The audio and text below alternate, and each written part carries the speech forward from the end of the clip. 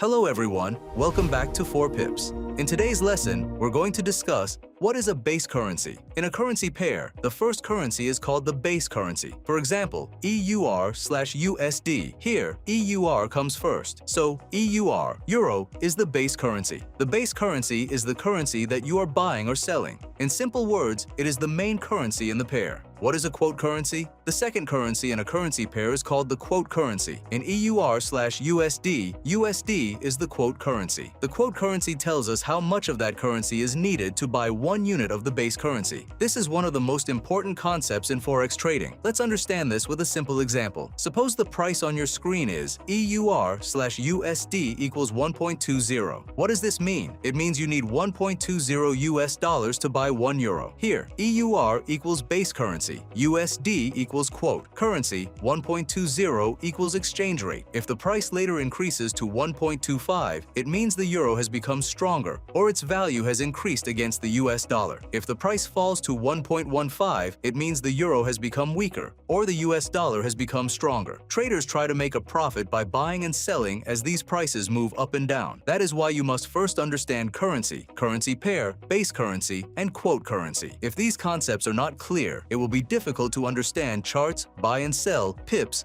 lots, and trading strategies later. Now friends, there is another name that you will hear very often in the Forex market, XAUUSD. You may also have seen XAGUSD. Now you might be wondering, what are XAUUSD and XAGUSD? Are they also currency pairs? Yes, they are traded just like currency pairs. However, there is one small difference. Let's understand it in a simple way. Thanks for watching. Stay tuned for the next part, and don't forget to subscribe to our YouTube channel.